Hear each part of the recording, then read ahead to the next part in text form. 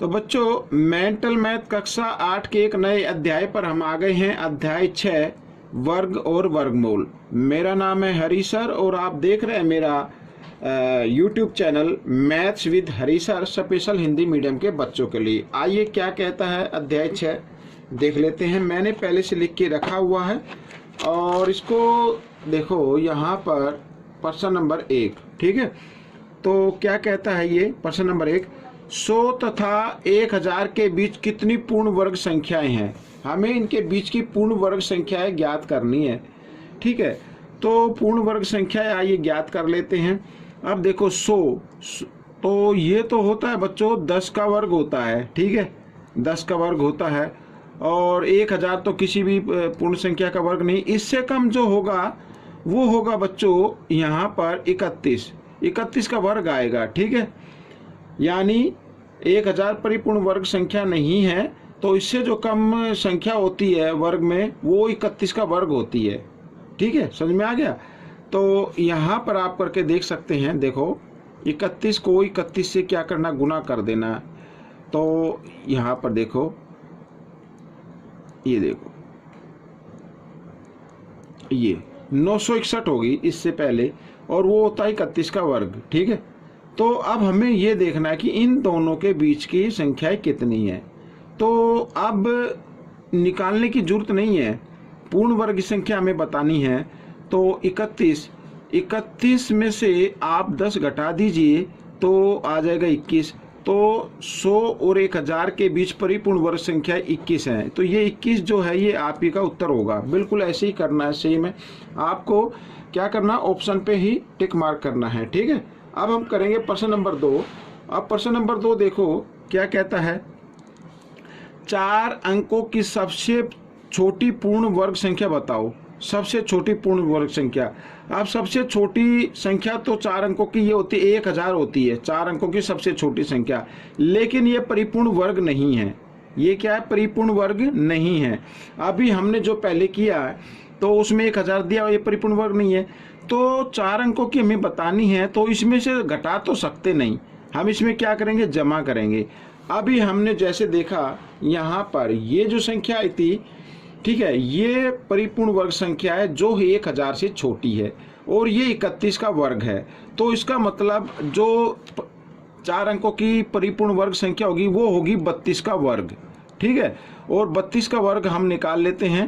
तो 32 को आप 32 से गुणा करते हैं। 32 दूनी यहाँ पे 64 और 3 दूनी 6 और 3 तिया 9, इस तरीके से। तो यहाँ पर ये आ गया बच्चों 1024। ये 4 अंकों की सबसे छोटी पूर्ण वर्ग संख्या हो गई, ठीक है। तो यही आपका उत्तर रहेगा।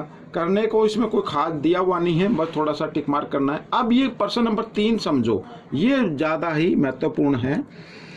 x का मान ज्ञात कीजिए, ठीक है। ज्ञात कीजिए यदि 3 का वर्ग जमा 4 का वर्ग जमा 12 का वर्ग बराबर x का वर्ग। अब आपको एक चीज़ बताता हूँ, 3 और 4 ये दोनों लगातार संख्याएं हैं और इनके वर्ग को जमा किया तो यहाँ पर आ रहा है 12 का वर्ग, ठीक है। क्या आ रहा है, 12 का वर्ग।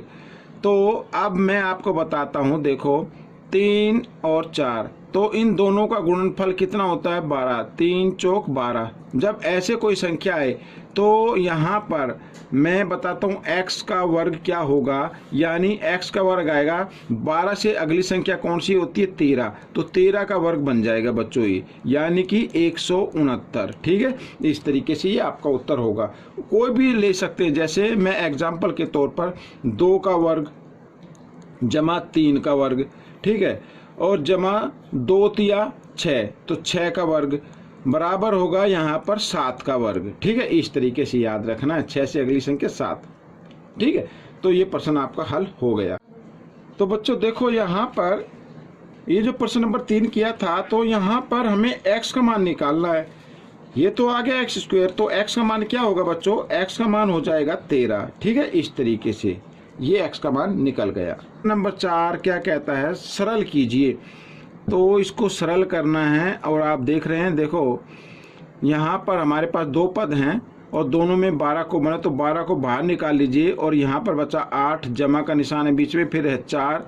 तो इस तरीके से तो 12 गुणा 12, ठीक है, 8 और 4 कितने होते हैं 12, तो 12 और 12 यानी कि ये वर्ग हो गया। आपको गुणा करने की भी जरूरत नहीं है, क्योंकि वर्ग में हमें क्या देखना होता है, जोड़ा देखना होता है। तो यहाँ पे एक जोड़ा बन गया, तो एक जोड़े में से एक संख्या बाहर निकाल लीजिए, यही आपका उत्तर बन जाएगा, ठीक है। तो इस तरीके से ये प्रश्न भी आपका हल हो गया है। और प्रश्न नंबर यहाँ पर 5 हम देखें तो इसको भी हल करना है बच्चों। यहाँ पर तो सबसे पहले 0.01 और जमा, यहाँ पर देखो ये लिखा हुआ है 0.0064, ठीक है। तो मैं इसको लिख सकता हूँ यहाँ पर ऐसे, आपको समझाने के लिए लिख रहा हूँ मैं ज़रा डिटेल से। दशमलव के लिए 1 लगाए, दशमलव के बाद 1 2 3 4 4 अंक है तो 4 जीरो लगानी है आपको इस तरीके से। और अब आपको समझ में आ ही गया होगा। तो यहाँ पर 0.01 जमा, अब 64 का वर्गमूल क्या होता है बच्चों, 8 होता है, ठीक है। और बटे यहाँ पर ये दिया हुआ 10,000, ठीक है, तो 10,000 का वर्गमूल कितना होगा, 100 होगा, ठीक है, ये निकल गया। और हम इसको लिख सकते हैं बच्चों 0.01 जमा, और यहाँ पर 8 और इसमें 2 जीरो हैं तो 2 अंक के बाद दशमलव लगा देना इस तरीके से। तो ये हमारा सवाल लिखा गया। अब इसको हम लिखेंगे बच्चों जमा करके। देखो 2 अंक के बाद दशमलव इसमें, 2 अंक के बाद दशमलव इसमें है, तो इसको लिख सकते 0.09, ठीक है। अब यहाँ पर बच्चों 2 अंक के बाद दशमलव, 9 का तो वर्गमूल आपको मालूम है ना 3 होता है, और 2 के बाद इसमें क्या दशमलव है तो हम 1 के बाद दशमलव लगा दे तो यही वर्गमूल होगा, ठीक है। ये आपका उत्तर आएगा। लेकिन ये कैसे आएगा, कुछ बच्चों के अभी थोड़ा सा कंफ्यूज होंगे, मैं उनको बताता हूँ। देखो 9 लिखो यूँ कयूँ, बटे का निशान लगाएं, और दशमलव के लिए 1, दशमलव के बाद 2 अंक है तो 2 जीरो। अब 9 का वर्गमूल होता है 3 और 100 का वर्गमूल होता है 10, ठीक है। वर्गमूल निकाल लिया हमने, तो हम इसको लिख सकते हैं क्योंकि इसमें 1 जीरो, पीछे से 1 अंक के बाद दशमलव लगा देंगे इस तरीके से, ठीक है। ये आपका उत्तर बन गया। तो ऐसे आपको हल करना है। प्रश्न नंबर 6 देखो, प्रश्न नंबर 6 भी बिल्कुल बहुत ही आसान है। अब इसमें कहा है सरल करो, तो सरल कर लेते हैं बच्चों। देखो यहाँ पर ये 320 जमा यहाँ पर लिख दिया 9, ठीक है। अब इसको हल करना है, तो 49 का वर्गमूल कितना होता है, 7 होता, तो मैं यहाँ पे 7 लिख देता हूँ, ठीक है, बराबर 320 जमा 9 और 7 कितना होता है 16, तो 16 ये वर्गमूल का निशान है, तो 16 का वर्गमूल क्या होगा, 9 और 7 16 होता है ना, तो 16 का वर्गमूल होता है 4, तो ये हमने लिख दिया। अब दोनों को जमा करते तो कितना आता है, 324 आता है, तो एक बार लिख लेते चलो 300। यहाँ पर हम देख रहे हैं, ठीक है, दोनों को जमा किया तो आ गया वर्गमूल 324, और 324 का वर्गमूल होता है बच्चों 18, तो ये 18 आपका उत्तर रहेगा, ठीक है। प्रश्न नंबर 7, तो प्रश्न नंबर 7 कर लेते हैं। तो प्रश्न नंबर 7 में सरल कीजिए, सरल करना है। अब यहाँ पर देखते हैं हम ये एक बार मैं लिख लेता हूँ इसको। तो यहाँ पर तो 1000 लिखा हुआ है, 1000 का तो परिपूर्ण वर्ग नहीं होता, तो इसको गुणा करना है पहले, और यहाँ पर इसको हम लिखते हैं इस तरीके से। तो 4 4 1 0 और नीचे लिख देते हैं इस तरीके से, ठीक है यहाँ। और यहाँ पर जो देख रहे हैं ना, ये दशमलव, दशमलव के बाद 2 अंक है तो 2 अंक, दशमलव के लिए 1 लगाए, इसके लिए ऊपर लगाना है और ऊपर वाले के लिए नीचे लगाते हैं।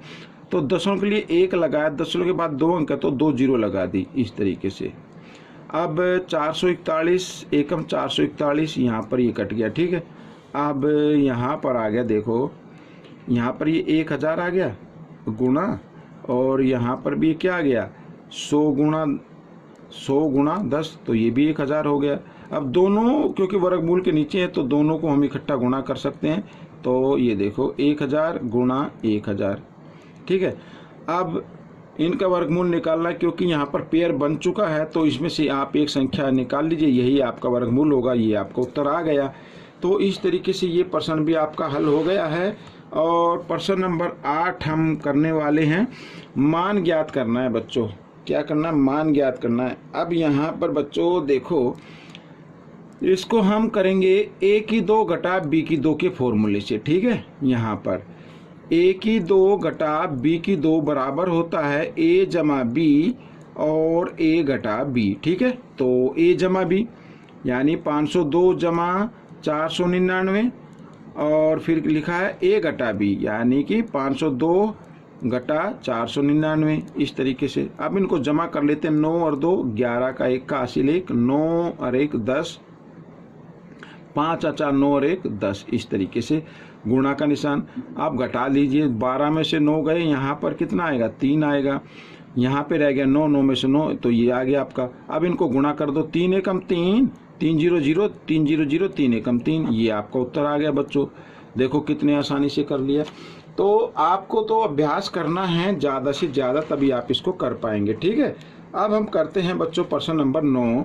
तो प्रश्न नंबर 9 क्या कहता है, देखो सरल कीजिए, सरल करना है। यहाँ पर 5 का वर्ग दिया, 5 का वर्ग लिख लो 25, 4 का वर्ग 16, 3 का वर्ग 9, 2 का वर्ग 4 और 1 का वर्ग 1 होता है। अब इसमें जमा की संख्या आ रही है, यहाँ पर ये 25 और 9 कितना होता है 25, और ये देख लो 9 और 1 10 और 25 कितना हो गया 35 हो गया। घटा, तो घटा की संख्या इसमें 16 और 4 20, ठीक है, तो घटा दिया तो 15 आपका उत्तर आ गया। ये आपका उत्तर रहेगा। इस तरीके से करना, छोटे छोटे तरीके दिए हुए हैं। तो प्रश्न नंबर 10 देखो, प्रश्न नंबर 10। अब यहाँ पर ये 324 है, 324 का वर्गमूल कितना होता है 18 होता है, को भाग करना है 6 से और फिर यहाँ पर वर्ग दिखाना है। तो 18 को जब 6 से भाग करेंगे, 6 का पड़ा किस पे जाएगा 3 पे, तो 3 का वर्ग बराबर 9, ये आपका उत्तर आ गया बच्चों।